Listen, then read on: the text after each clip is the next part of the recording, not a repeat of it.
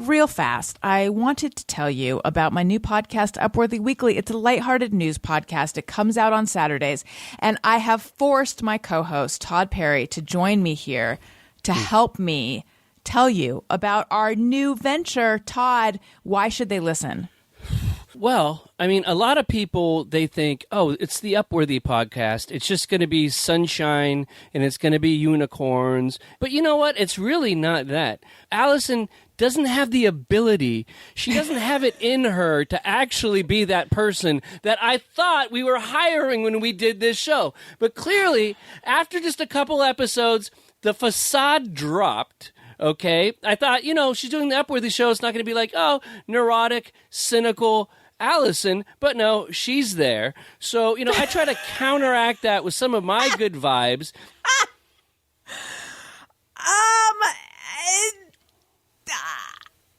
I would argue that if one person is coming off as a little bit cynical and unhinged right now, it's not me. Allison Rosen is your new best friend. Allison, with her the good times never end. Allison Rosen, doing the wavy pencil dance again. Allison's your new best friend. Hey everyone, hi, hello. Welcome to another exciting episode of Allison Rosen is your new best friend. I'm sitting here in my studio in person with one of my favorite people. It is Dave Hill. Hello. I'm also sitting here with one of my less favorite people. Here we go. Producer Tony Thaxton. Hello, Tony. Hey, Allison. How's it going? I mean, I was feeling pretty good until that intro, but today's a special banner day for us because we're doing 2 in-person shows, which I think you know what that means. I mean, I believe that'll add up to $80,000. It means you owe me $80,000. Dave, during the pandemic, Tony became so disillusioned with doing all of our shows on Zoom, which I'm sure you can understand a human being with eyes and ears and a computer. I hate Zoom. That he offered me $40,000 per episode that he would pay me. And I said, that just makes sense. Sure. Yeah. But then because I am a health conscious woman with 2 children, right, who's, afraid of COVID, basically. Sure. I said, I can't just look at the bottom line. We're still going to have to do some Zoom shows. Do you know how much money I've lost making that decision? Tens and a lot of it. So much. I don't even have that many fingers. Yeah. But today is the day I make it all back. I love it. Yeah. Anyway, very excited to have you on the show. I'm very excited to be on the show. I know. In person, no less. It just worked out. I love it. And I think it worked out. I mean, we've been talking about this for years. Since the 80s. Since the 80s. I think. I was wearing shoulder pads that came in a can. Yeah. I was doing Jane Fonda. I was doing the pony. Mm-hmm. As dictated by Jane Fonda on a VHS tape. Yep. Where I was wearing leg warmers, and you were doing maybe a live stream on Instagram, which was anachronistic given that it was the 80s. Yeah, but I was early adopter. Yeah, you adapted. You adopted at the same time. Yes. And I think I dropped in to say, Dave, I love you and I miss you. And then you're like, I'm going to be in LA. Maybe. Boom. Oh, yeah. I was probably, doing what I do when I'm starved for attention, which is often. Yeah, I'll do like on the days that my girlfriend goes to work, I will, because she only goes to the office a couple days now. Mm-hmm. And I'll sit and have morning coffee after we get back from my dog and I get back from the dog park. But it's just because I'm desperate for attention and things like that. But I started, you can fundraise. Mm-hmm. So I make a little donation thing for No Kid Hungry because I figured like in these, polarized times, there's people, no one can say, I don't want to help kids eat. Yeah. So I just choose something that no one can have any problem with whatsoever. That's really good. Well, now tell me about the impulse to do that, because I think I would just be like, reproductive rights. Fuck you, people who aren't into it. Well, and I think that would be a bad thing to do. I do that too. I do that sometimes, and I donate of my millions and millions of dollars. I do make my own donations to organizations, but I find in the morning, like having coffee, all I'm looking for is trying to improve my mood, really. Mm-hmm. And how can I do that? Attention. Yes. And then also, like, I get psyched, like, because some people will just, I don't know if they're drunk and they're in Australia or something, like, where, you know, they would be drunk at the same time I'm drinking morning coffee. Uh-huh. But sometimes people will just don't, like, one person donated like $2,500. Oh my God. Like, I raised over $4,000 in like 20 minutes. Wow. Did they put the decimal place in the wrong spot? I asked, like, I messaged them directly because I was just like, what? Like, that's amazing. Like, are you okay? they were like, yeah, I was just, I think they did say they were high or something. But, you know, they weren't like, oh my gosh, I have to get that donation back. Right. And then it inspired other people to donate.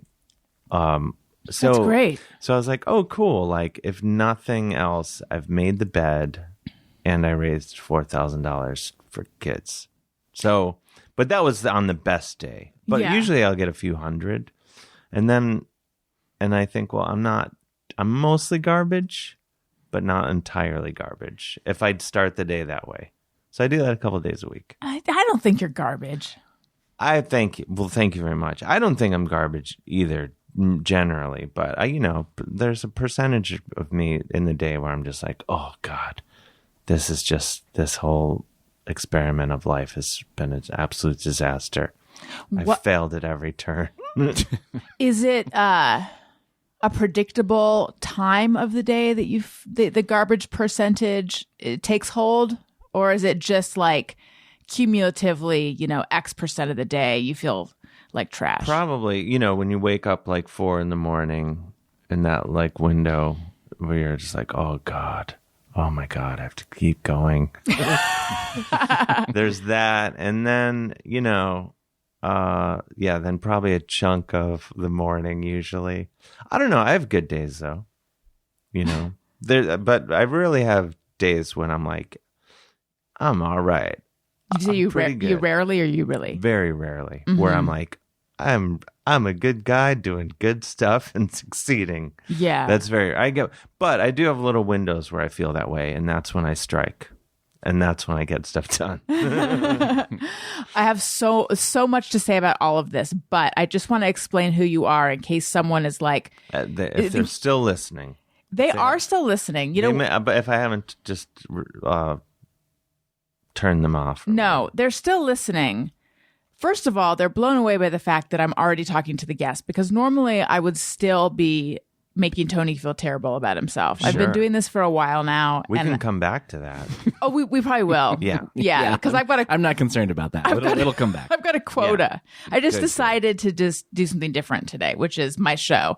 The old way I used to do it. But I think that they might just be like, oh, Dave Hill, he's a depressed philanthropist. Sure. And I want to explain that you're more than that. That's one aspect of my personality, but there are other things. Yes. You're a comedian. Mm-hmm. You're an author. Yep. Let's name some of your books. I'm glad you asked. The first one, Tasteful Nudes. Second one, Dave Hill Doesn't Live Here Anymore. Third one, Parking the Moose. And October 10th, 2023, I believe, is the next book, which is loosely about the sport of hockey, but also about a lot of other stuff. And I don't know what that's called yet. Right. And then also, you're a really talented musician. One of the greats. You are one of the greats.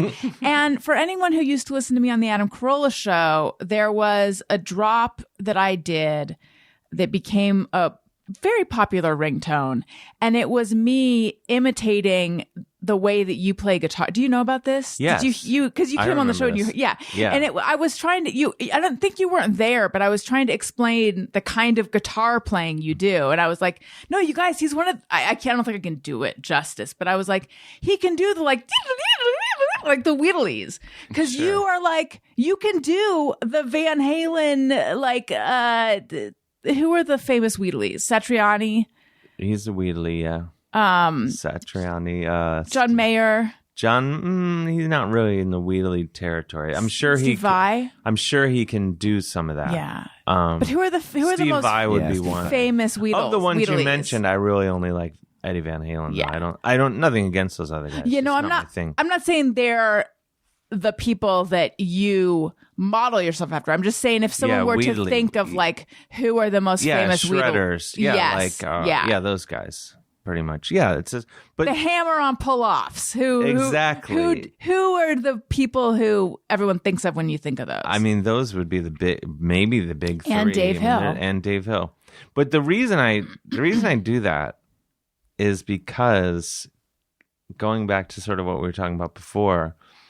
I mean, as a kid, like, in high school and stuff, it's sort of like, I think of it as like the musical version of like wanting to be awesome at skateboarding or something. Because it's like, if I'm going to do this, I'm going to do sweet jumps, which is, yeah. is the Wheatley. But the thing is, as I've gotten older, and doing comedy and like writing books and things and just like being up my own ass, creatively all the time. And, to do something physical, like the Wheatley, you can, because you're like, oh, do I suck at writing? Do I suck at stand up or storytelling or whatever, performing? And, and there's actual people out in the world that they hear me question this and they're like, yeah, you do suck at that. We can only assume there has to be.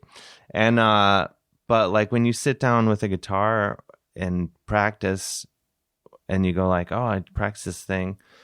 And then you get better at it and there's no debating. Like you don't have to question like, do I suck? And you're like, well, I might suck, but I'm better than I was 4 days ago. Right. And so like, that is like one of the few things in my life that I feel that way about, where you can be like, oh, I'm without question getting better at that thing. And then plus I've learned that it's kind of funny because when I started incorporating the guitar into comedy stuff, like it's because I'm with a lot of it is like, oh, being bad is funny. And then you don't want to be just good because that's not funny. But then when you're really just doing stupidly good things, then that becomes funny again. So I sort of learned that, like that, because once I started doing that, like, oh, it's fun for me and it's funny because it's so inappropriate and it's so stupid. Right. It's like flashy.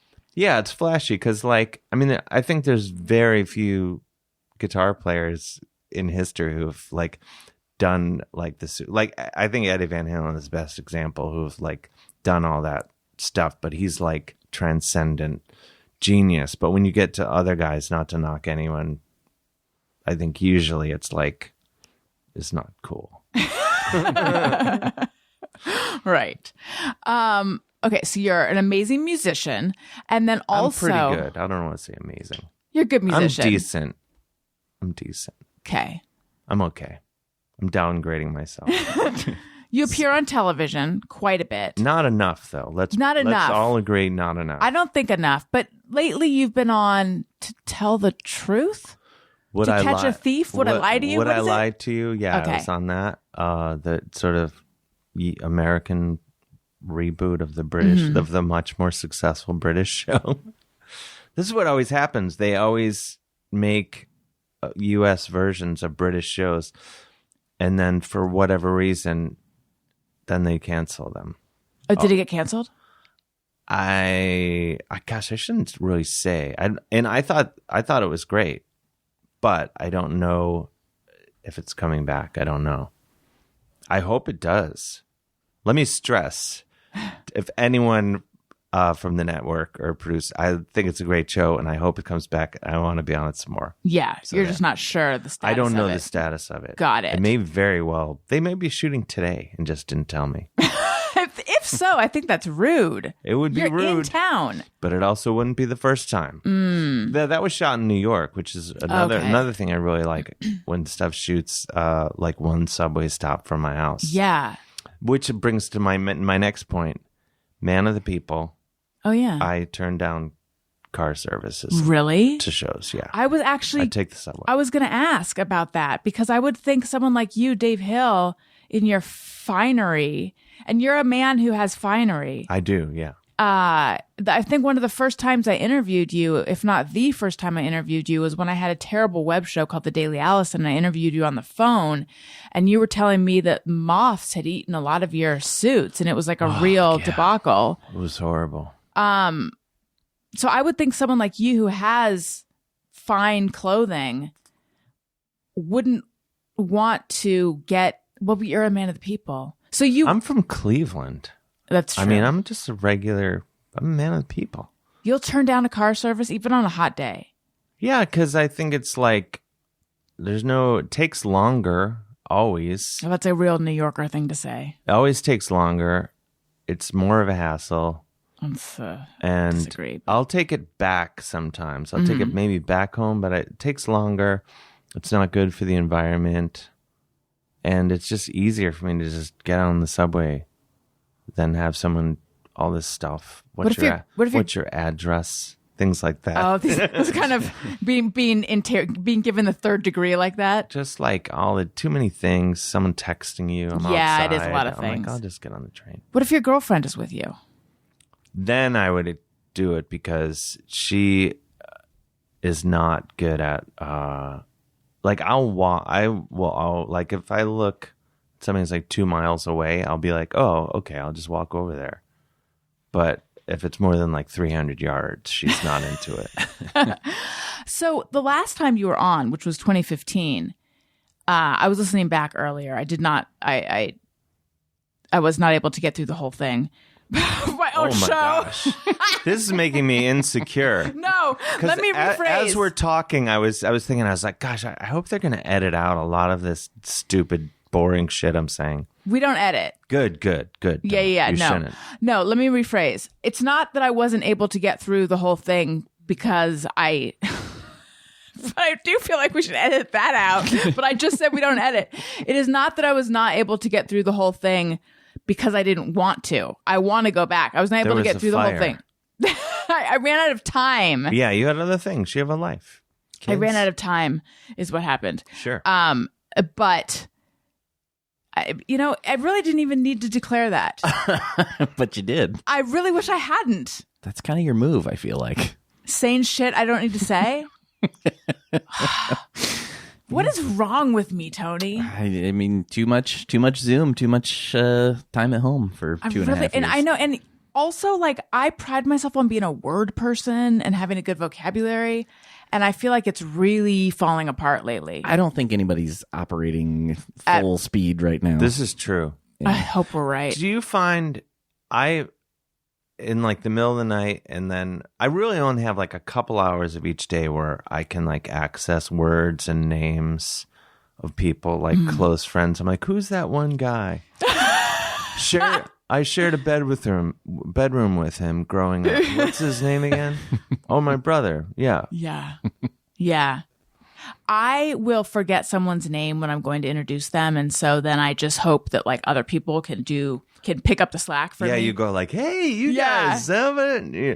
Or a big thing I do is like, oh my God, I'm so sorry. I thought you guys knew each other. Like after they introduce each other, I'm like, oh my God, I thought you guys knew each other. I'm so sorry. I was really just waiting for them to do it. So wait, I want to get back to what I was saying, but first, just the word thing. The word libertine.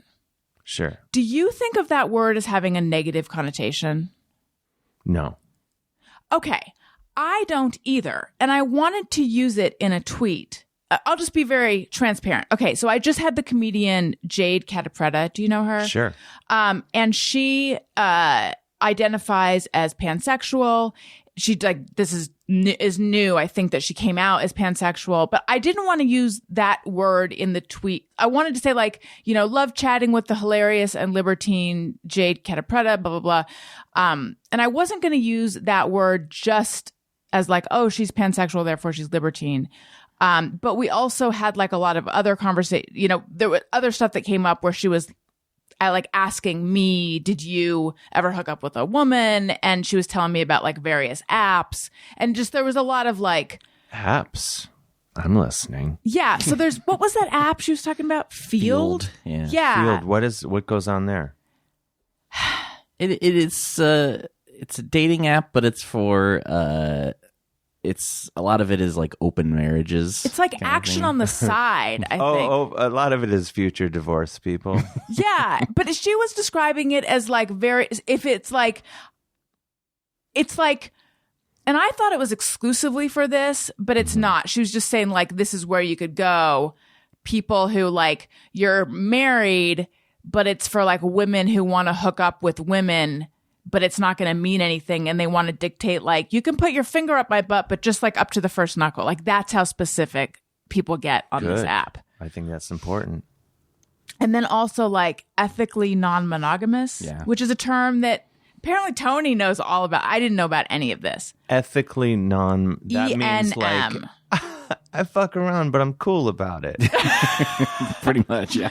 So anyway, I was gonna use the term libertine, and then I'm like, I'm just gonna look this up just to be sure. A term I've used, like, I used to be a journalist. Like, I feel like I wrote about music, so I feel like I've used this like 1,000 times before.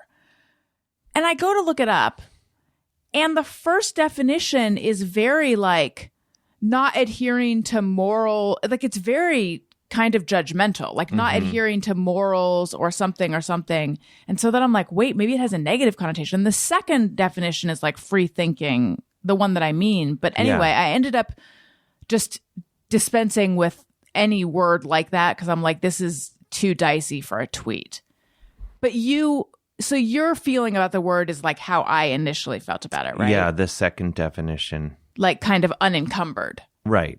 That's how I think of it. But I mean, I was just talking about this morning about just like semantics and things like that, and how I gotta look it up. I don't even want to get into it because it's such like sparks such, but just language. I think we make these concessions and alterations, and just to accommodate just like the lowest common denominator of people's vocabulary. Like you should be able to use the word libertine, but because you go like, oh, well, someone's going to think I meant that in a negative way. But I say, fuck it. Can I say the F word? Yeah. Be libertine about it. I think you should say libertine if you want, because you don't, I mean, I think that's the fun of words also. Well, I do too. So being able to use them in different contexts. So picture this, Dave Hill. You're me. That's the dream. Fire. You wouldn't think you're garbage if you were me. No, I wouldn't. I mean, look, you have all this cool place and this thing. You're about to fire off a tweet. Right. You're about to write libertine. You go look it up just to be sure, and you come across this. Noun. 1, a person, especially a man, who behaves without moral principles or a sense of responsibility, especially in sexual matters. Similar, philanderer, ladies' man. And I'm like, well, that's not what I'm trying to say at all. Adjective, characterized. Oh, wait, that's a noun. So that would be the noun. Okay. Adjective, characterized by a disregard of morality. Especially in sexual matters, like that. That's so negative, so judgmental. Like that's not what I meant. And it's so almost everybody too. Yeah. And then at some point in their life. But that's not what I'm trying to say about her. Like right. 2, a person who rejects accepted opinions in matters of religion, a free thinker. Yeah. 2, free thinking in matters of religion. I was just like, maybe this word doesn't mean what I think it means.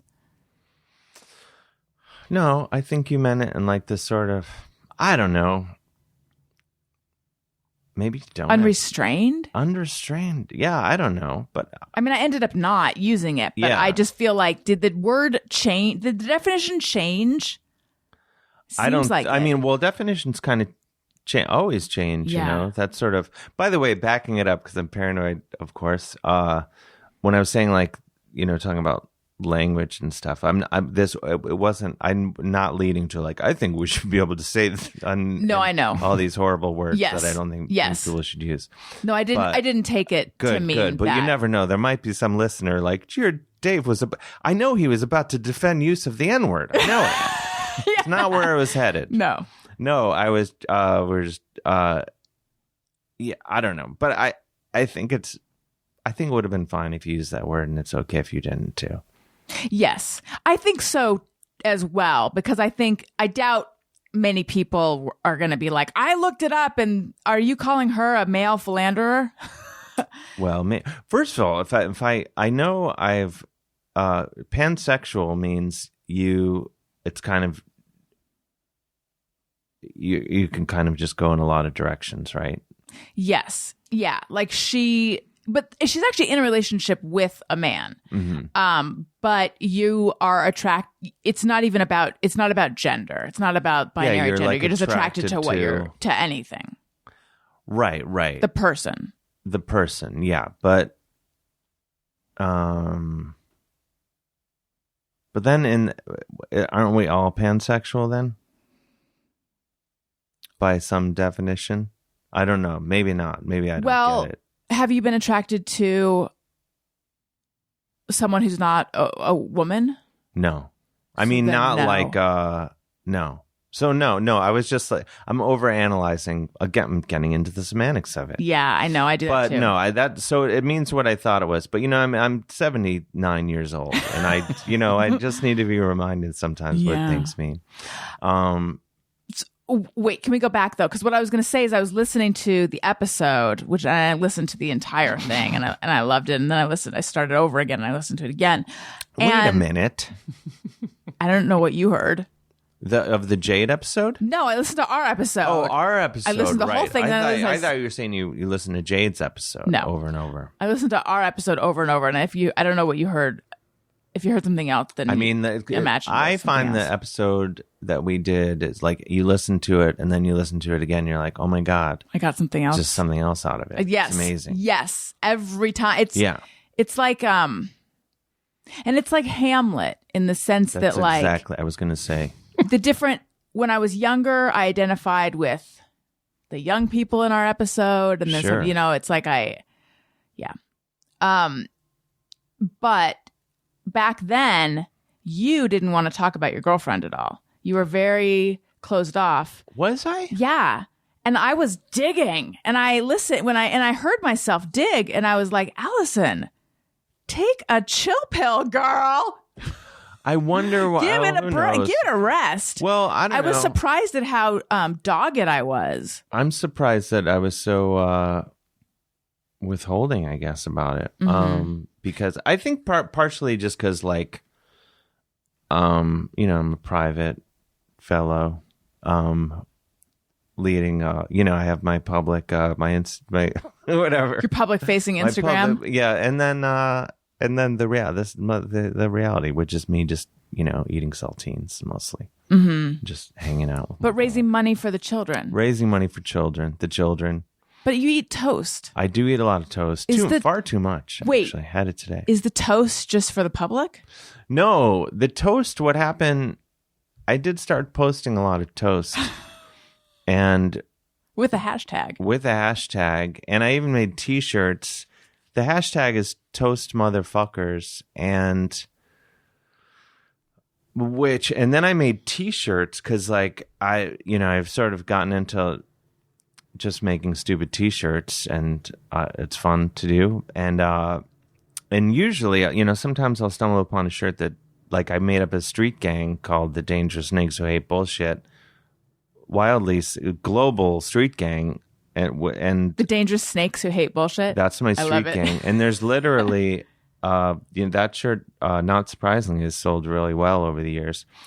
But I made this Toast Motherfuckers shirt featuring a toaster with a piece of toast. I'm very happy, but it's also in flames. But then it says Toast Motherfuckers. And it didn't sell very well. And my girlfriend's like, it says motherfucker on it. Do you think that through? Like, what, not who's going to buy a shirt that says motherfucker? And I looked and I was like, I think like about 12 people. But those people are dangerous snakes who hate bullshit is what That's they are. exactly right. I've sold more than 12, but not a million. But there's my friend Jim from the dog run. He bought one. He wears it proudly at the dog run. Very grateful for that. But, the toast. What happened was during the pandemic, my girlfriend and I went to see her mom for what we thought would be 3 weeks. Just locked the door on our apartment in New York and then ended up staying for a year mostly. Where was this? In Ohio, like a tiny town. And so there's a full kitchen and there was just a lot of bread. So I started, hey, let's make toast. I would make bagels too. Because like in New York, as you know, like I even, despite being a major celebrity, I live in this apartment where you have to take the toaster out to make toast. You have to put it back. Yeah. And then it's an old building. Despite being just an end, so where does this apartment end? There's so many rooms. Despite that, you can't run the coffee maker and the toaster at the same time. Oh, you'll blow a fuse. You can't run the air conditioner on the other end, literally 300 yards away.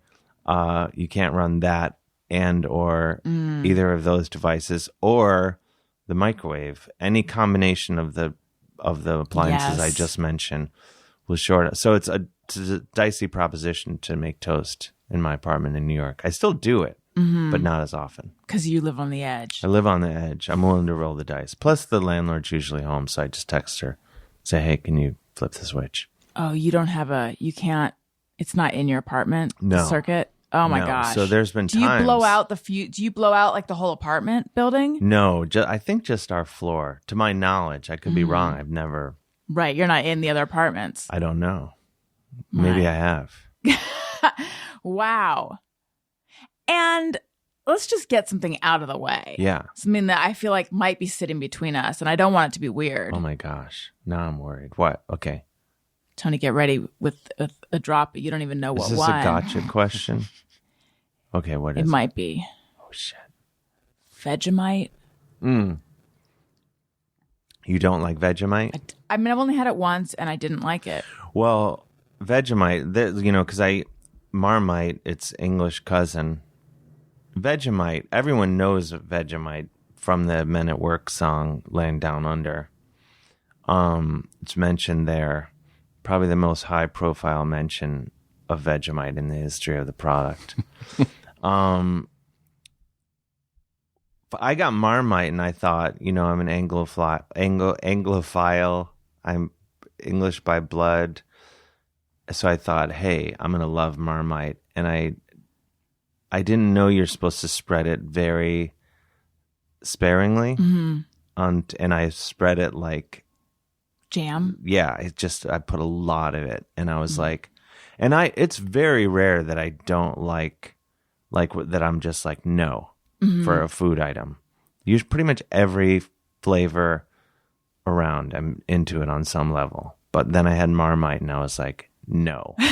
Right. But then it tastes like earwax or something. Yeah. No offense, Marmite lovers. But then I was like, oh, I'm doing it wrong. And then I did it right. And I was like, oh, this is good. And then Vegemite, people will say like, oh, Vegemite's better, Marmite's better. They're both like yeast extract. I think there's some slight difference in what they're made out of. But I have both. They're really good. And sometimes I'll just use Vegemite instead. And these go straight on the toast? Straight on. Oh, well, sometimes I'll butter it first if I'm feeling reckless. How would you describe the flavor and like what they bring to your toast? It's like kind of like very tangy, salty, but not really salty. It's sour, but not being sour. It's sort of its own thing. And I'll even say that during the pandemic, I also got back into, we would make, my girlfriend and her mom and I would make, like, for whatever reason, they were really into like meals. Like, cause I'm usually just like, I just find food throughout the day and I don't like engage other people in my feeding of myself. Like, or, you know, I might ask. Are you someone, like a former latchkey kid? Literally, yes. I was literally just talking about this today because, yeah, I was a latchkey kid, but I didn't know that I was a latchkey kid. I just was one of 5 children, and my parents both worked, and I heard there was a commercial on TV about latchkey kids and how, you know, how we should be so sad for them, and like. It's like asking my siblings or whoever I was watching TV. I'm like, wait, this is us. This is what we do. Like what? Yeah. Except one less because we're like living in the suburbs of Cleveland, where we literally never we locked the door at night, and it like once the last person was in, you know, as we became teenagers and things, we'd stay out later, and not to brag, but But then, we would lock it at night, or if as a family, all 7 of us were out of the state, then we would lock. Right. But otherwise, the doors were always open to our house, always. And so I was so confused. I'm like, why would a kid need a key to get into his own house? And I was talking about this. I grew up like I didn't know anyone. Well, I'm exaggerating a little bit, but I mostly didn't know anyone that wasn't Catholic until I was like 21. Of course I did, but like I was so Catholic, kindergarten, grade school, high school, college. So anything that wasn't in my world, like having a key to your house, for example, I was like, that must be a public school thing. I don't know. or like anything. Someone, oh, you drink Pepsi? That must be a public school thing. I know from anything that I wasn't currently experiencing in my own life. I was like, that is another world that I can't possibly understand. So you went to private school or Catholic school? Yeah, Catholic school. Not like fancy lad school, but just Catholic school. Where'd you go to college? Fordham University in the Bronx. Got it. And what'd you major in? American Studies, which was kind of just a very vague major based on the fact that I had no interest in anything based in reality of what we're being taught. Like, I wanted to go to art school to be like an illustrator or something. And I was, you know, a rocker as well. And so those were 2 things that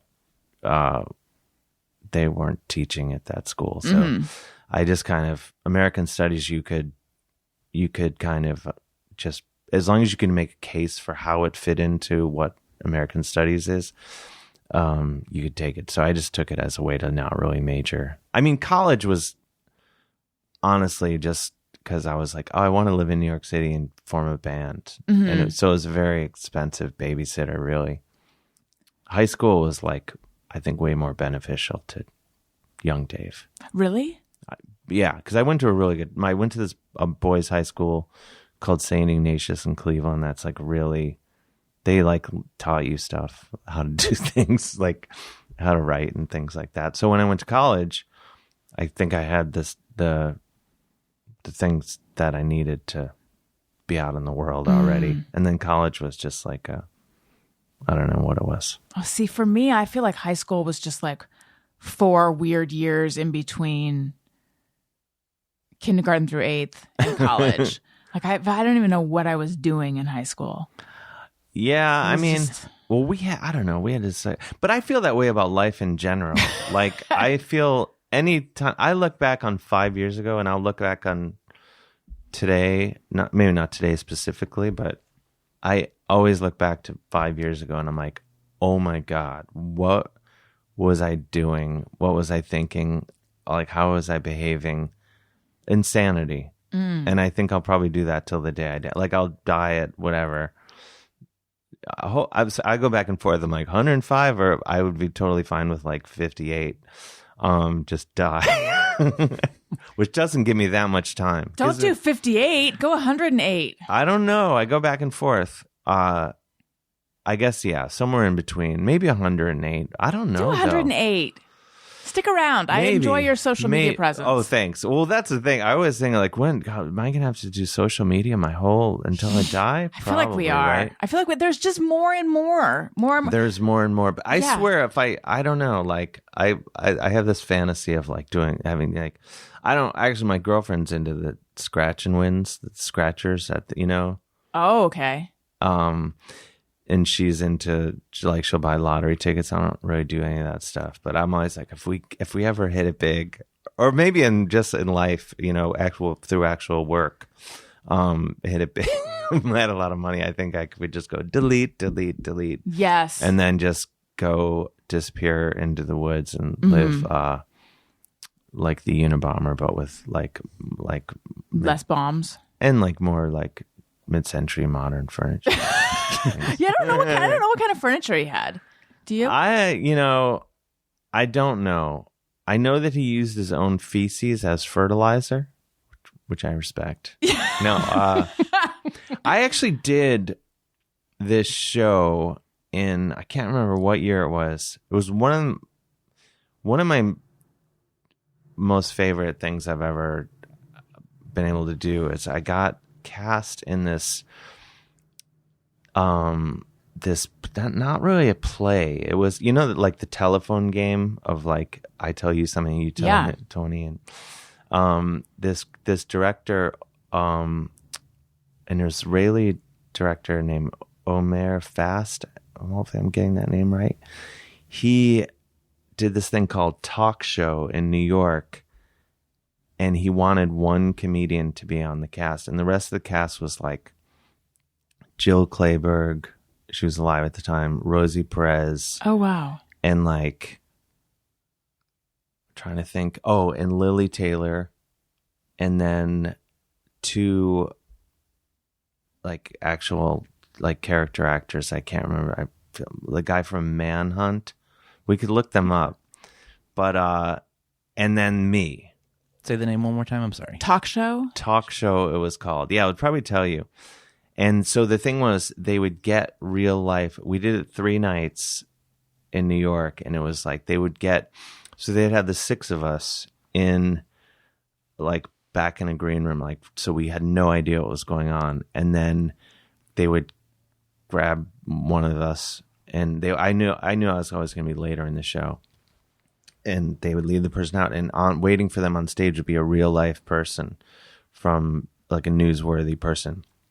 And they would tell their story to this actor, and then the real person would disappear, and then the next person would be let out having no idea what just happened, and then the actor would tell the story as if it were their own story, and it would change over the course of the evening. It was like, I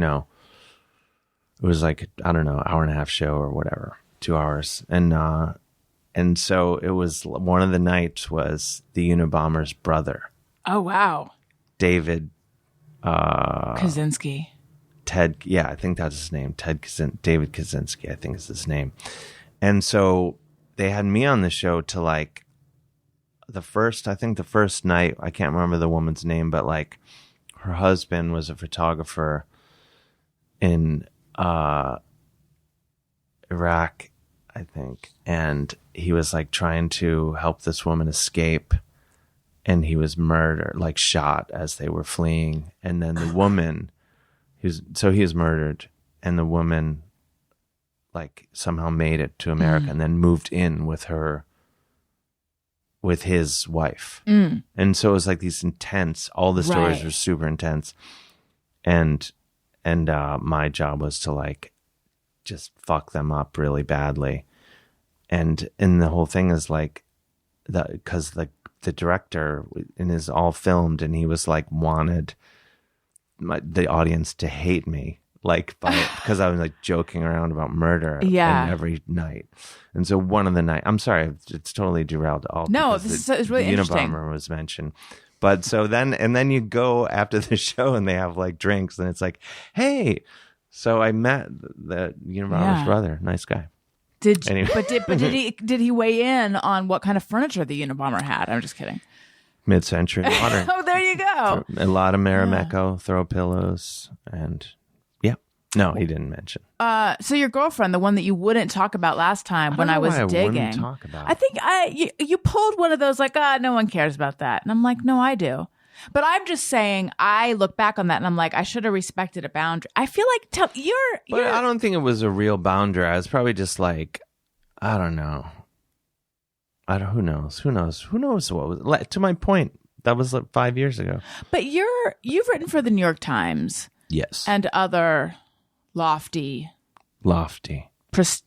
Prestigious. I'm going to say it in a way that I normally would say prestigious. Please. Publications. Now, have you done like profiles? Like, have these been first person, like essays type things, or like profiles of other people? Well, for the New York Times. Or interviews. The New York Times, I did a few of those a night out with that they used to do. Mm. Maybe they still do. I mean, I still read the New York Times, but I don't get it like, the Sunday Times like I used to. So I don't see everything, but it was like you go a night out with this person, you just write about what you do, what happened and stuff. And the first one I ever did was with Judah Friedlander. Oh, cool. And it was before I started doing comedy. So I went out with him and like followed him. He just kind of took me all over doing his spots. And he was in a movie at the time. And so it's kind of like along with that. And so I did a few of those, and then I just bring it up all the time now. So before you were doing comedy, makes me sound more competent. What were you wanting to? What was your career path going to be at that time? I think I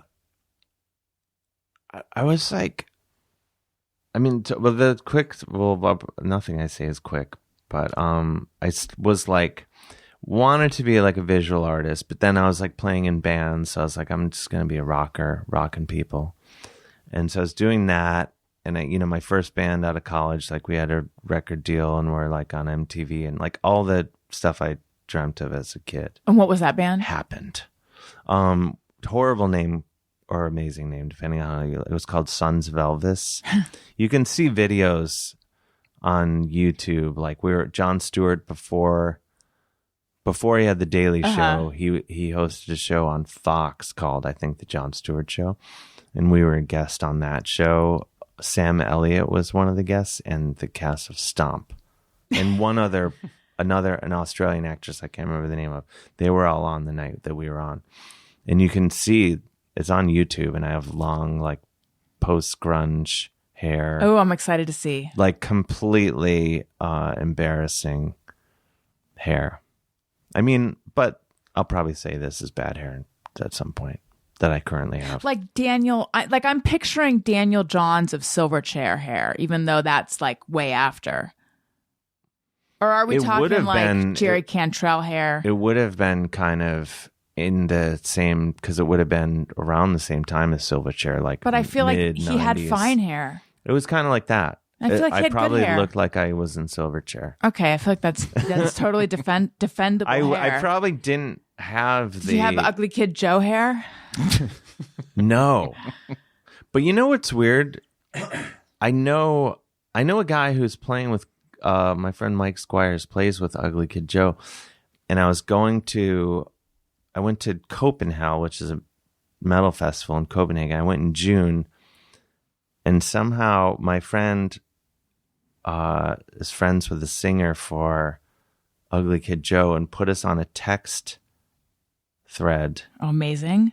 So I could meet up with them, and ended up stars in the line. Didn't happen. I'm sorry. But somehow he, I think, was trying to call her and called me. And you've talked to Ugly Kid Joe. The singer called me by accident, and I was like, "Hey, it's Dave Hill.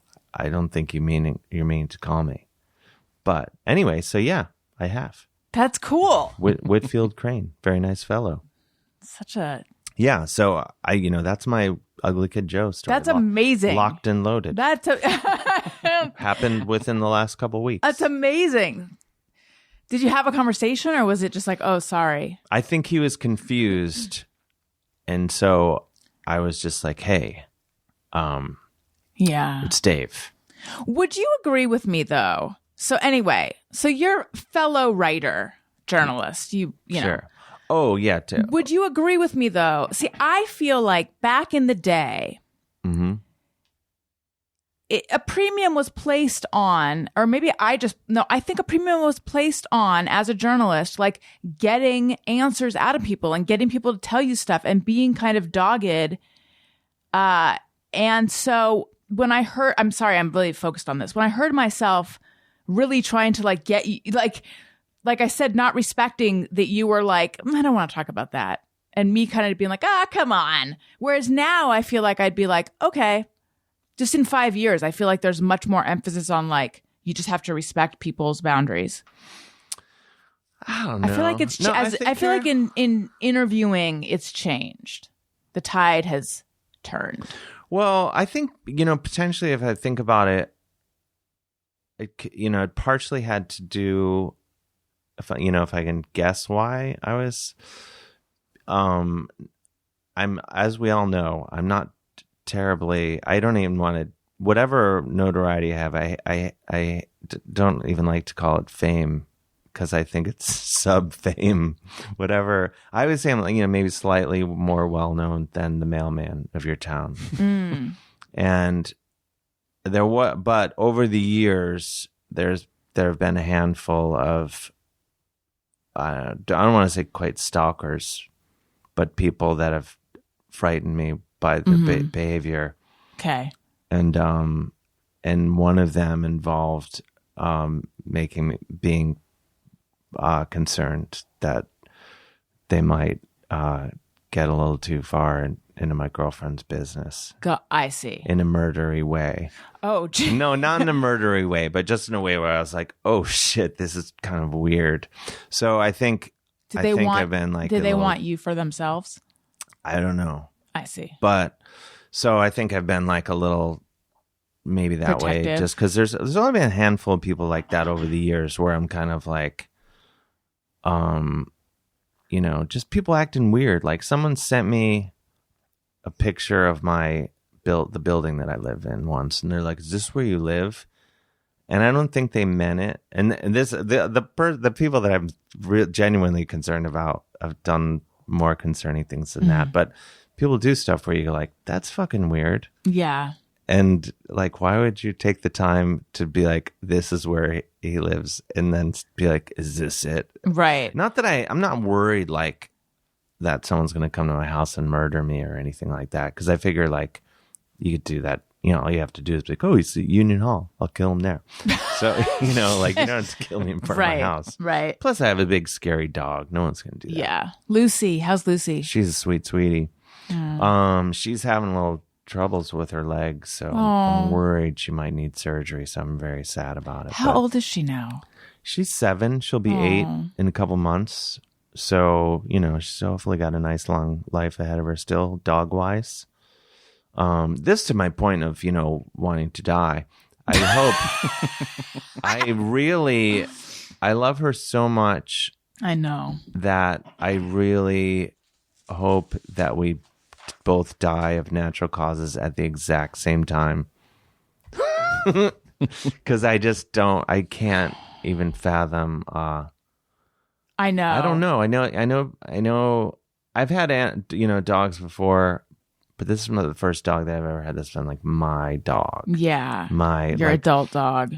Like we wake up and like when we make out like every morning, like I crawl to the end of the bed that she's on, and then just make out city. Oh, wait, because she was in a crate. She was sleeping in a crate when we last talked. Has she graduated to your room now? Oh, yeah, that happened super fast. Okay, because she was in a crate. You said that sometimes she comes into your room for nighty time. And then I mean that. Then she goes in a crate in another room. Like literally in the first 2 weeks of having her, because you just got her because and you were it's seemingly unsure, like kind of jokingly unsure about her. You were like pretty into her, but yeah, it was very fresh. I was kind of overwhelmed. Yes, by the responsibility. You were saying that you thought it might have been a mistake. Yeah, but looking back on that, I regret even considering that. But no, she was. We had a crate, and then I went on tour or something, and she was in the bed all the time. I've been in the bed ever since. And then we still kept a crate, like briefly, like, and would put her in it when we went out. Because we were just like reading like how you're supposed to train and raise a dog and stuff. And then at some point early in her life, I was going out, do something. She was just on the couch, and I was like, "Let's go. It's in the crate." And she just kind of looked at me, and I was like, "You're fine." And she never went in the crate again. Well, we put her in the crate one time actually. Overnight, I don't know what she was doing, but we were like, let's put her in the crate. She's just like being a pain in the ass. And she was like catatonic in the morning. She was just like, what is going on? I can't believe you put me in this thing. And we got her. And it was a large crate, not to name drop, but it was Janine Garofalo's large dogs crate that she got. You did just name drop, but I wanted to go cool. hard. Yeah, that's cool. Well, we're friends with her and her boyfriend. They live a couple blocks away, and so we needed a crate. They gave us a big crate. Janine was my first. I'm sorry. There's a lot of squirrels running over that roof, and it is distracting me. Sure. And I feel like they're trying to pull focus, Dave. Janine was my first Sketchfest guest. Not to name drop, and I love her. Yeah, she's one of my favorite comedians, one of my favorite human beings. Mm-hmm. So there. And she gave you a crate. Mm-hmm. Interest of full disclosure, I think her boyfriend maybe spearheaded the whole operation. I can't remember. Still, though. She, for a long time, would buy Lucy like toys and stuff. Mm-hmm. Like I'd be out of town, I'd come back, and there'd be like a dragon or dinosaur. Janine. That's so cute. Yeah. Listen, I need to ask you about more stuff, but first, I just want to say, speaking of, we were talking about your dog sleeping in bed with you and sleeping and all that. I want to tell you about Blissy pillowcases. I love those. I don't know what they are, but I love them. When you find out, Dave, you're going to take whatever kind of pillowcase you have right now. You're going to take it, unless it's Blissy, you're going to take it off your pillow. You're going to destroy like it. silky... It's silk. It's silk. I wonder if I have them. Oh, do you have silk pillowcases? I do, yeah. Then if they're not Blissy, get rid of them. Listen, your cotton pillowcases have been destroying your skin and hair. They absorb moisture. They dry out your skin. You need a better pillowcase. So it sounds like I think you might already have Blissy. Look, it's time to upgrade your sleep with Blissy's award-winning 100% mulberry silk pillowcases. Seriously, silk is what's best for your hair and skin. It reduces frizz, tangles, and prevents breakage. That's because it keeps the moisture in your hair and keeps your skincare products and natural moisture on your skin. Unlike cotton, you can say goodbye to wrinkly skin in the morning and wake up with healthier and shinier hair you can be proud of, Dave. Blissy's pillowcases regulate temperature, keeping you cool at night. Seriously, the entire pillowcase is cool to the touch. No more sweaty nights spent tossing and turning as you search for the cool side of your pillow. Blissy pillowcases are made of 100% mulberry silk, which is naturally hypoallergenic, so you can sleep more comfortably without itching or rashes. And unlike other silk pillowcases, theirs are machine washable and durable. With the holidays just around the corner, why not give the gift of better sleep? Plus, they come in gift-ready packaging. Your recipients will be sure to love. They are so soft. They're so beautiful. My hair is silky and shiny, and your hair is amazing. Thank you. I've always thought this about you. Oh my gosh. Thank you. I mean, but yeah, totally amazing. Well, and I don't just go handing out hair compliments. No, I feel like I've never received one from you, ever. I've thought of my many flaws. perhaps the biggest. Withholding compliments. I think the compliment, but I don't say it out loud. Well, I appreciate it so much, Dave. And I owe it to Blissy. Everyone loves them. They have a ton of different prints and colors, and they make great gifts because there's an option for literally anyone. They have over 1 million raving fans, and you could be next. Try now risk-free for 60 nights at blissy.com/bestfriend and get an additional 30% off. That's Blissy, BLISSY.com/bestfriend, and use code bestfriend to get an additional 30% off. Your skin and hair will thank you. You are on tour with Puddles Pity Party. That's right. Well, we just did a short run of, which is to say, just 3 shows. Okay, but you tour with Puddles Pity Party. Yeah, we've been doing shows on and off since like December. He's a clown, a large clown with a beautiful voice.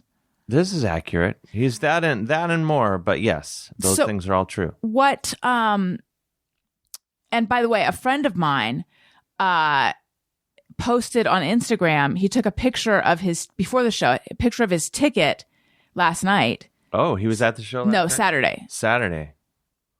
Did you do one last night as well? We did. We did Saturday too, though. I think it was Saturday, yes. Who's your friend? Did I meet them?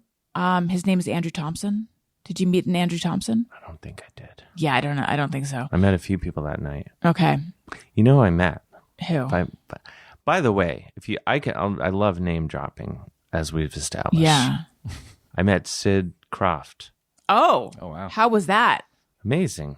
I mean, Sid and Marty Croft made all these amazing That's cool. things. Yeah. He was at the show Saturday.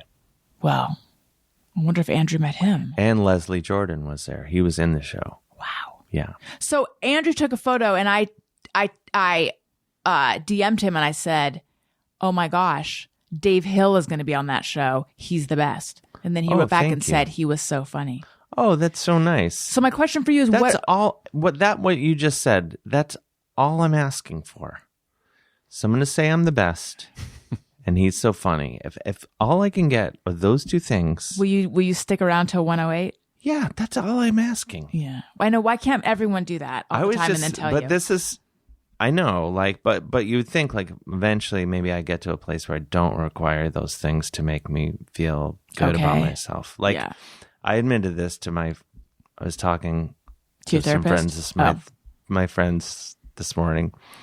And I was at the airport. I was at JFK the other day, and not many people are wearing masks. I know. And as I can't stress enough, I do not fancy myself a famous person, but especially in New York, it would not be uncommon for someone to walk up and compliment me when I'm at like JFK or something. But I'm wearing a mask, and I was like, no one else is wearing a mask, and I'm not going to get any compliments because I'm the one person walking around. I said, I'm not easily recognizable. I have this mask on, and no one's going to tell me that I should keep going. All I need is someone to say, hey, Dave, you're the best. That's all I'm asking. During the pandemic, I thought I want to make, and no one steal my idea unless it sucks. Then I'll steal it. Yeah. I was like, I want to make a documentary or write an article or I do something. I want to explore for my own personal reasons.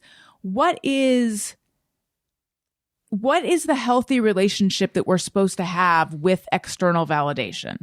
Like we're social animals. Certainly external validation has some role, right? Because I found myself struggling with it. Like, I don't, are we just not supposed to need it at all? Well, I think the thing is, if you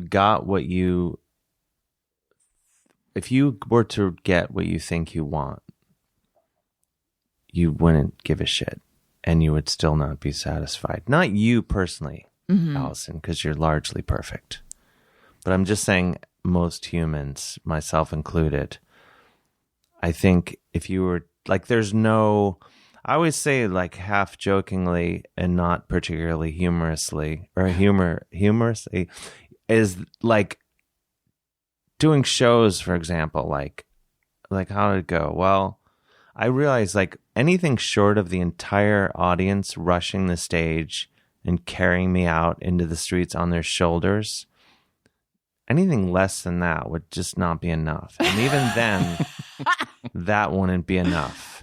Yes, it's bottomless. It's empty. Yeah, it's an itch that can't be scratched. So I think once you realize that and realize that none of it matters, and all that matters is, and I don't follow this all the time, but truly, like, all I want are like some half decent snacks and hang out with people that I like, and my dog, and hopefully some other dogs are hanging out too. And that's, I don't really give a shit about anything else. I like having some sweet guitars around. Yeah. But nothing else really matters. I mean, of course, I'm still going to be like, ooh, because I will act in something maybe a couple times a year, and it would be great to do more than that. And then I'll get to do some other thing on TV, do like enough, but not nearly enough. But anything I see, any movie, any television show, there could be like a 12-year-old girl in a role, and I'll be like, huh, how'd she get that? Why don't I read for that? Yes! And I'm just truly like, what the fuck? And I'm like, well, without exception. Always. And it's so, you realize like, it's nothing. And you realize that so many people, I don't want to name names, but like, I've heard stories of people that are friends with massively successful people, and they'll be like, they are also do that. They're all like, yeah, like massively famous comedians who are like, why wasn't I on that best comedians list of in New York City, or some stupid list? And there's like, yeah, they get just as mad about that as everyone else, and they're playing arenas, There is this Hollywood Reporter's 40 most influential podcasters, 40 most powerful podcasters list. Do you know about this, Tony? Mm-mm. Yeah, I think it was in the Hollywood Reporter, 40 most, I forget. It's a list of like, it's the 40 most some big word podcasters issue that just came out. And it has like created this like, do you read Pynchon? Thomas? Ned Pynchon. Ned Pynchon has. I think the first line of which one? I'm blanking, but it's like a screaming came across the sky is the first line of, not Crying Out Loud 41, because that's the one I read, but which is the opus from a long time ago. It doesn't, you know what? This is an arcane reference that doesn't matter. But anyway, a screaming came across the sky when this article came out. Like, sure.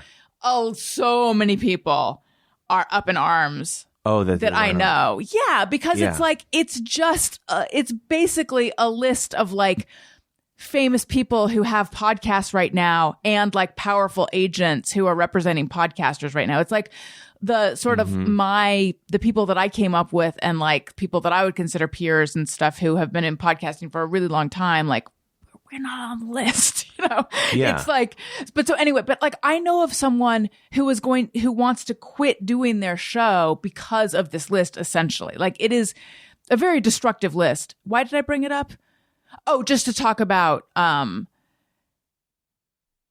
you talking about like very famous people who have this reaction of like, the comparing and despairing kind of thing. Yeah. And you think of like, if these kind of people have these reactions, then like, what's I mean, there's something like, I'm just basically not because I saw this, but I did see Jim Carrey. Like, I don't even know if he said it. It's more like a meme that you keep seeing of him where he's like, I wish that everyone would, you'd probably pull it up. It's like a quote. I hope everyone would get exactly what they wanted to realize none of it matters. But I do think that's true. And, because like any area of what I do, like, I think I suck and I'm a failure and a fraud and all that. But then I'm like, well, I've been making my living at all these things that I'm horrible at for a long time. And the only thing I really give a shit about is I'm making toast in my underwear at noon on a Tuesday. My dog's over here waiting for me to give her a treat, and I don't have to fucking be anywhere. And don't fuck this up. Right, like you have a lifestyle that you, I'm you like, like. I'm like, I'm complaining about everything, but it's kind of going all right.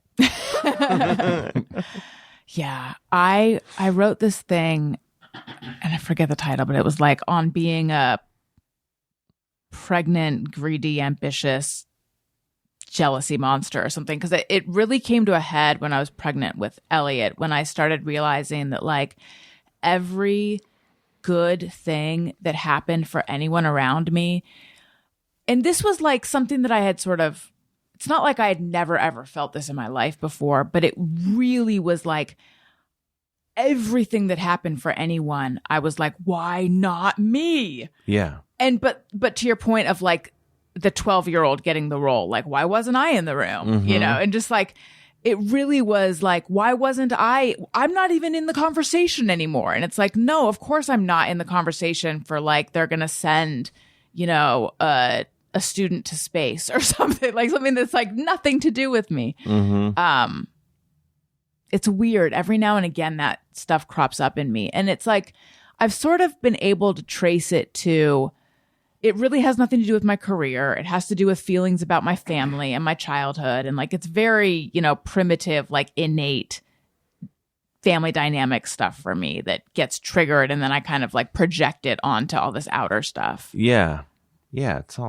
That's exactly it. It's like, I was always like, my mom died like 12 years ago, but I was always just like, I want her to think that I'm okay, and not, and like in the last 6 months of her life, she was still like, because I had written for the New York Times of like a few pieces, like a long time ago, but of course we'll always put it in my bio because it makes it seem like It's very legit. Makes you seem like how to do stuff.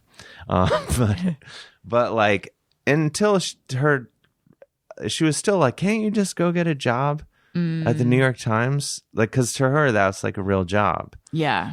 And I remember again, like and so that was definitely in the last few months of her life she had said that. So I was like, oh, it's never gonna, we're getting down to the end here, it's never gonna work out. And then like one another time she was like, around the same time she was like, hey, my friend so and so saw you on HBO last night, and I was like, oh yeah. She's like, it's like, that's pretty good, right? And I was like, yeah, like thinking like, oh, she gets it. And then there's a pause. I swear to you, it's a pause, and she goes, what's HBO? Because like they didn't have cable. Yeah. She never had email. Like they just lived in this, just didn't know stuff. Right. So, and sort of like I took her being literally just on her deathbed, where I was like, oh, none of this stuff matters. It's totally stupid. Like she just doesn't want me to like be homeless, and like she can understand like what some jobs are, and like you can't be like, oh, I think I sold a web series or whatever. If people even do that anymore, I don't even know. Right. I don't know stuff.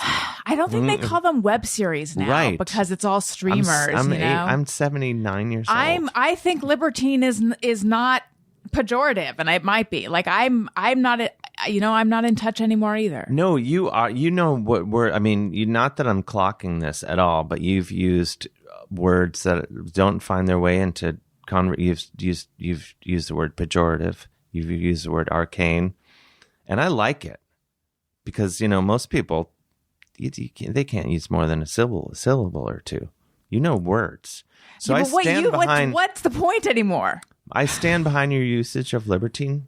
Thank you. And I think you should use it. And I think you should go back and tweet about Jade Caterpillar. I might add that and tweet. be like, by the way. But when the woke mob calls me up, and I need a witness, a character witness, I'm going to call on you. Oh, you will, and then they'll be like, "Well, They're gonna say, "What's HBO?" got news for you. That Dave." She wanted to say the N-word. Yeah, that's where they're gonna go. I know he didn't even approach suggesting that, but if you would have let him go on for 20 more minutes, that's where it would have landed. I guarantee it. I don't know. I think all you can do is try, you know? Yeah. I think you're right. That's all you can do. And then, you know, whatever. Yeah, it's hard. It's hard wanting a parent to like get you and realizing it's never going to happen in the way that you want it. I have a lot of that. It's not my dad, I think, you know, it's just because he's been around longer to see me become a multi-thousandaire. He gets stuff a little better, but like, I think part of the reason I keep writing books, despite their, you know, I shouldn't say their lack of sales, because my publisher might be listening and be like, wait a minute, why do we give them this? Because, you know, let's be clear, they're all with major publishers. Yeah. Prestigious.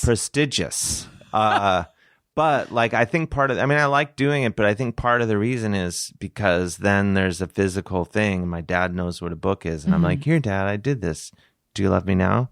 Yes. And, but he recently, I was talking to him and he's like, yeah, I was like flipping through the TV last night. And he does have cable, by the way. Cool. Once after my mom died, he's like, fuck it. Getting cable. And he's like, I was flipping through it, and there you were on TV.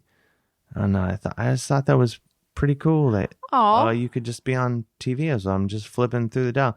And I was like, what show? Not that I'm like constantly on so many things. Like, what could it possibly have been? You know, but still, it might have been a couple things at a time, you know, in any given window of whatever. So I was like, what did you see? And he's like, oh, you were on this. It was like you and this other guy sitting there. And so it was this show I was on True TV. And so he's like, yeah. And then there's just like, so he's like, yeah, it's pretty cool that you're on TV. And then there's a pause and he just goes, not your best work. And that's as good as it's going to get from him.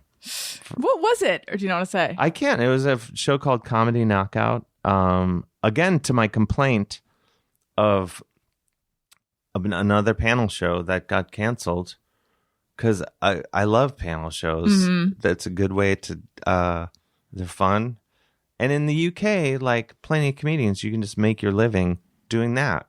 And then you can go on tour because everyone sees you on that show. But they keep trying to make them stick here in America, and they, for whatever reason, they never last.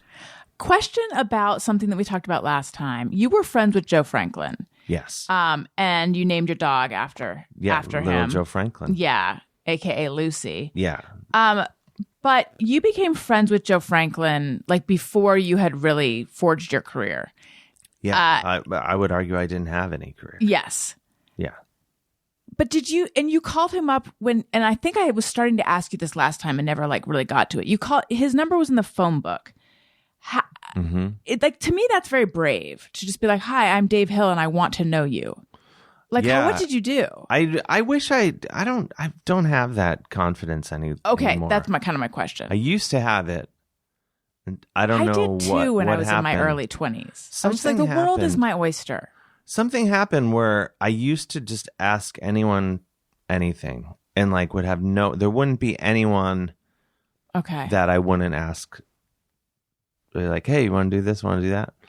And you don't do that anymore. No, like I don't even ask my own friends because I'm just like, why the fuck would they want to deal with me? Yes, there's I don't reach out to a lot of people to do my podcast anymore. Yeah, that when I ended my podcast, but the same thing. Like I didn't really book it for the most part, but I didn't ask my friends because I was just like, oh, come on, none of my friends want to go. Like they don't want to fucking talk to me. Like if they do, we'll have lunch. So I wouldn't ask any of my and you have friends. Tons of famous friends, but I'd no one to ask any of them. And then a few of them were like, I would finally like break down and ask them. They're like, finally, I see you posting about this and you never asked me to do it.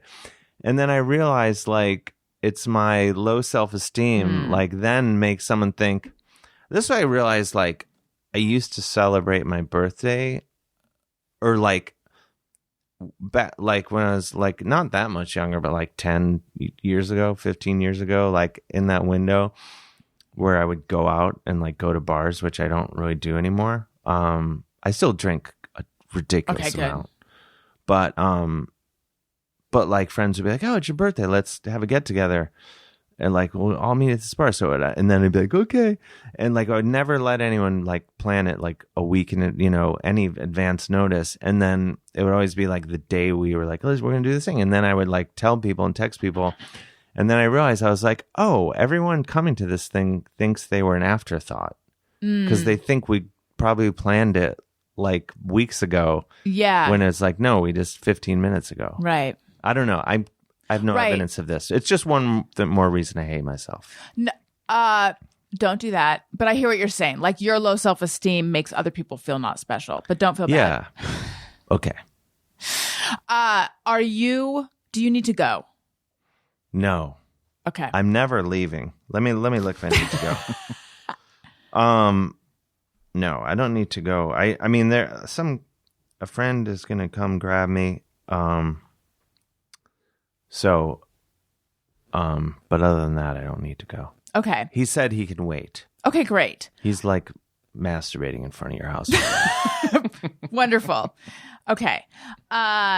So we have a couple segments. Okay. And actually, we have a couple questions that listeners have sent in. I'm on Patreon. Are we Patreon? Oh my God, I love that. Okay, so I'm on Patreon. All sorts of fun stuff on Patreon. You can get bonus episodes of my Patreon podcast called The Friend Zone. There's a level where you can text me and I'll text you back. You can see videos of the Thursday show. There's live streams, photos. I mean, it's just a cornucopia of stuff. And if you subscribe if you go for the annual, why am I hemming and hawing? If you go for the annual subscription, you get 2 months free. It's quite a deal. And also you can submit questions for the guests. Okay. And we have a song.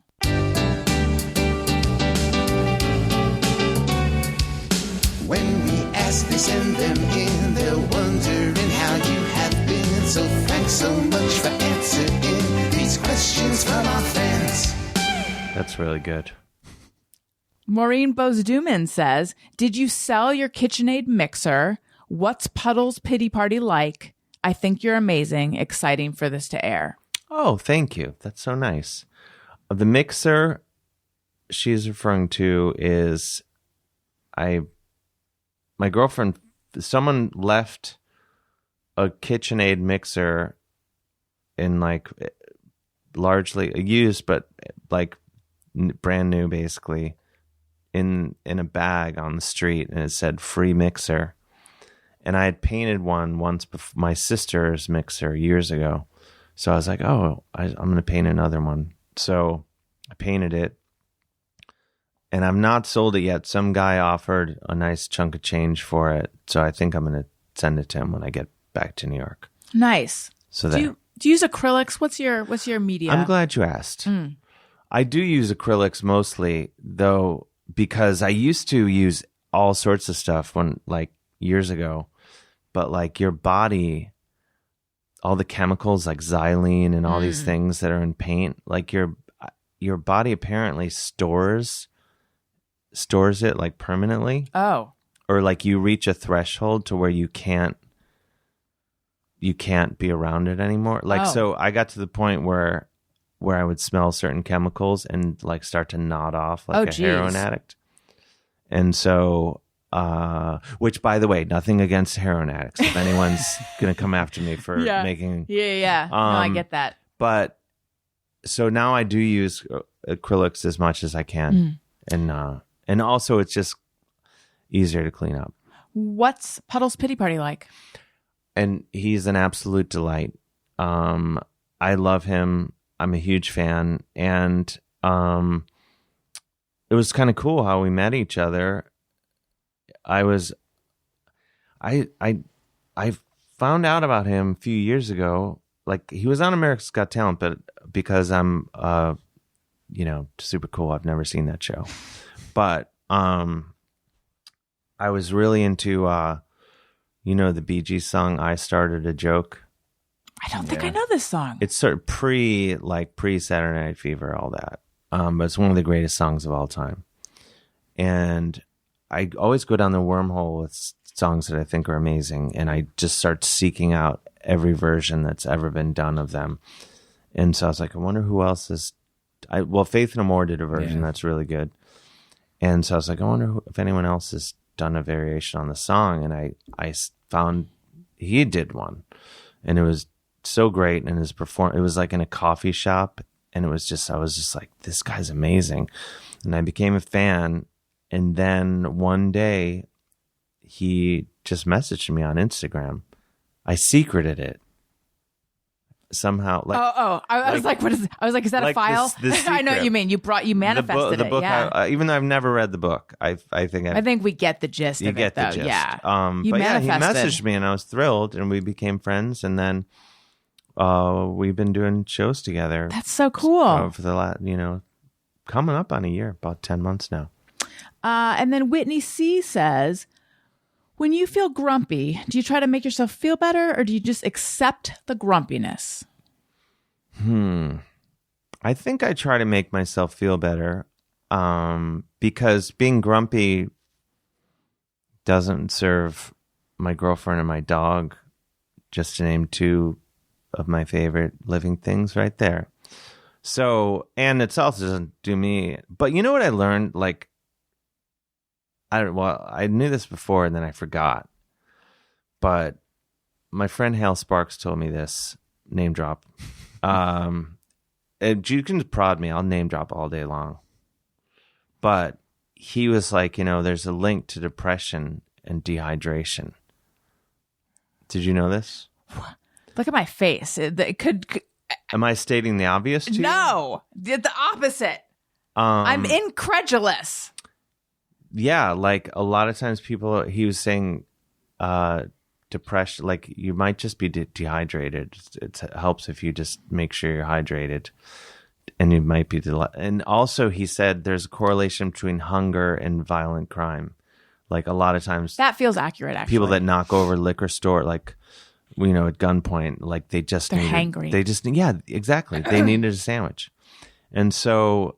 I mean, I am taking a sip of water, but that just feels so. Like, but it's true. Like a simple. Few months ago, I was like, I'm in the worst mood. And I was like, what's bothering me? Usually I can pinpoint something that's, whipping me into a lather.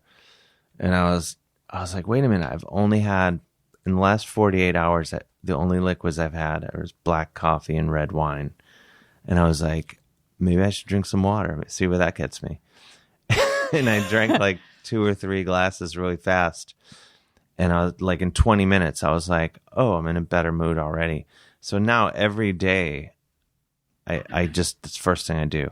I just guzzle like water. And it's making you feel better? Totally. I do have a question for you. Mm-hmm.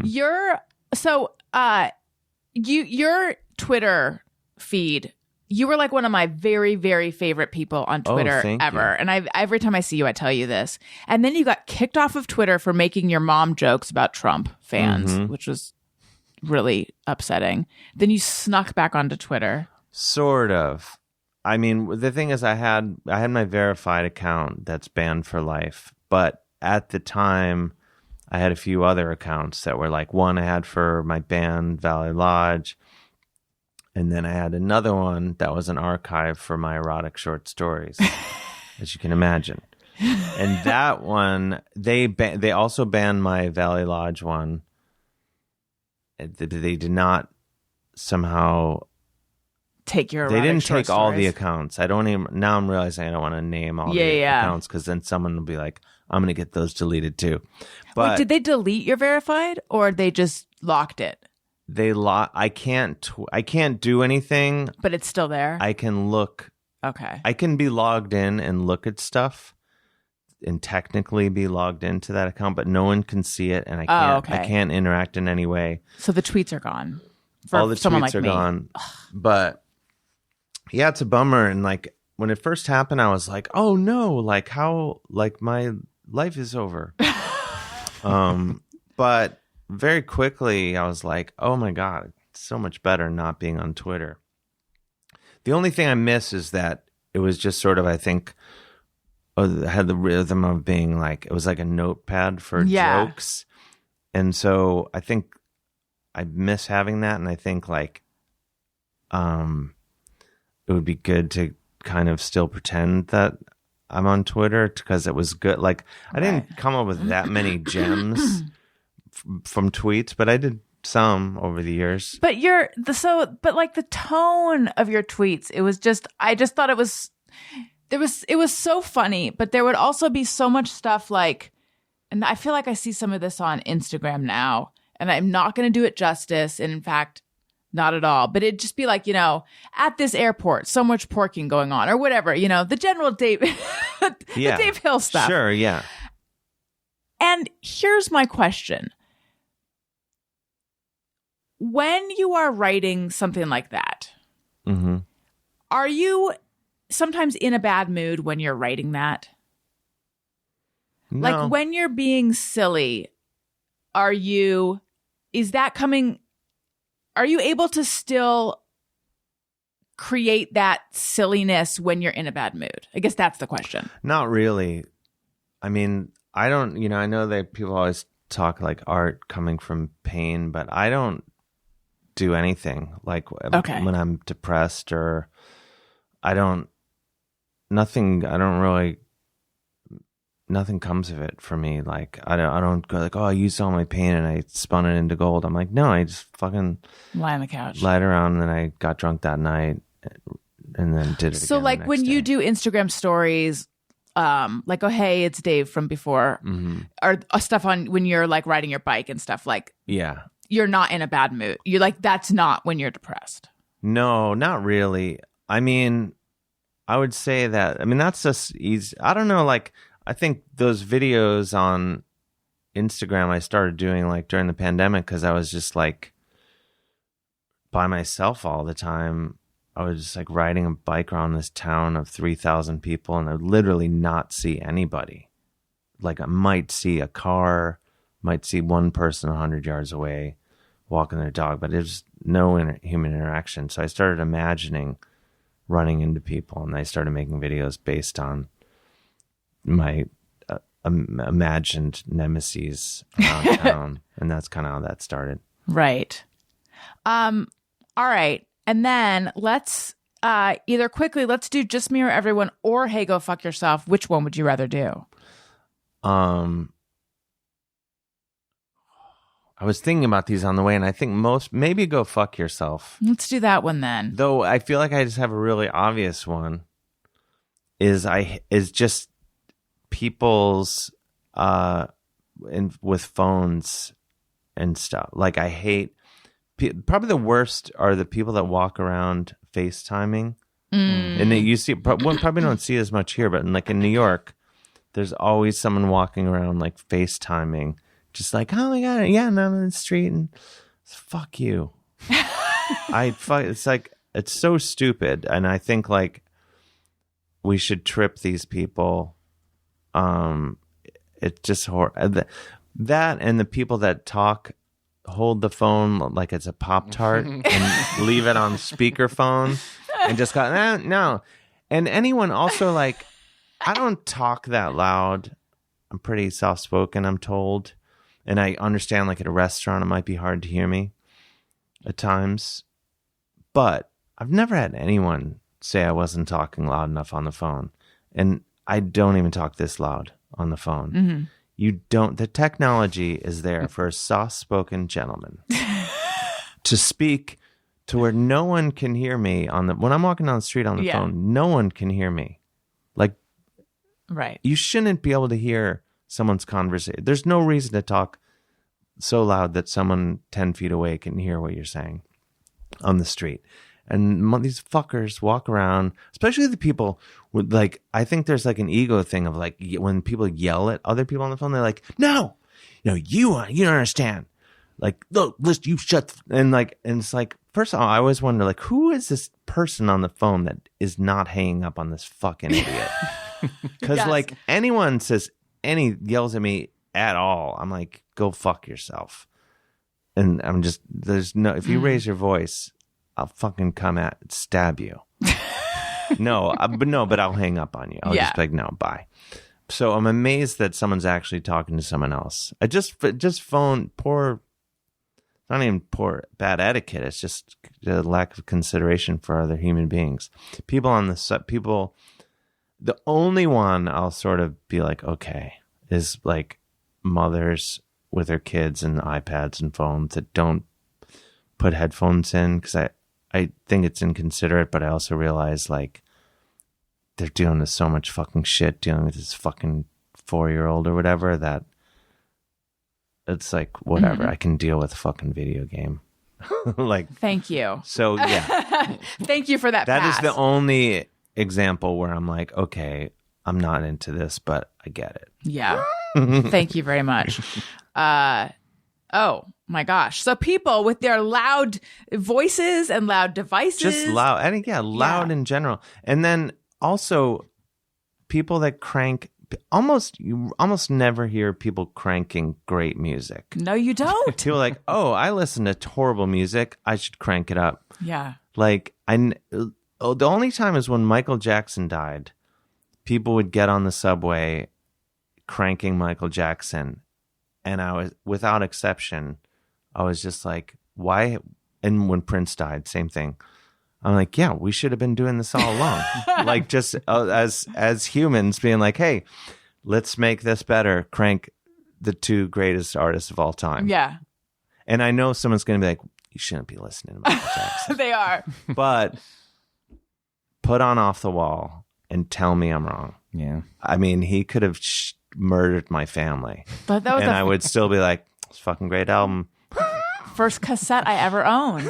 All right, well, we have something to say to all those people. Yeah, no. Hey, go fuck yourself. There we go. Yeah. Dave Hill, this was so delightful. Thank you for having so me. much. I know I said a lot of polarizing things. We're all going to get canceled, probably. So we're going to all have to go to a cabin in the woods that is filled with mid-modern cheese plates. Yeah. Thank you so much for joining us. Tell everyone where they can find you and plug whatever you'd like to plug. I'm glad you asked. I have a website on the internet. I don't know if people use those anymore. They might. I don't know. Update if you can mine get it enough. on your phone. Yeah. DaveHillOnline.com. But I'm on Instagram and TikTok at Mr. Dave Hill, at Mr. Dave Hill. And I think that's all you need to know. Great. And listen, if you like what you're hearing, or even if you don't, make sure you're subscribed. Leave us a nice comment. Click 5 stars, please. Tell your friends. Listen to my other podcast, Upworthy Weekly. That's my lighthearted news podcast that comes out on Saturdays. And Childish. That's my parenting-ish podcast that I do with Greg Fitzsimmons. Follow me on social media at Allison Rosen on Twitter and Instagram. I am also on TikTok, but I don't do a lot on there. But that could change any day now. And that's the Allison Rosen. I already mentioned Patreon. I'm also on Cameo. Tony, what about you? Twitter. I'm on Cameo too. I forgot to say. Yeah. Go Cameo us up. Yeah. It's also, Dave Hill or at Mr. Dave Hill, whatever. Yeah. I love Cameo. Do it. Get a Cameo from Dave Hill. I spent all the money on cocaine. No. On dog treats. Get a Cameo from Dave Hill so that Lucy can have dog treats. Mm-hmm. What about you, Tony? Twitter and Instagram at Tony Thaxton. And my podcast, Bizarre Albums, every Tuesday. Wonderful. Amazing. This was so much fun. Thank you, Dave Hill. Thanks for having me. Listeners, thank you for listening. I love you. You matter. Goodbye. Hey, do you know about the Allison Rosen Show?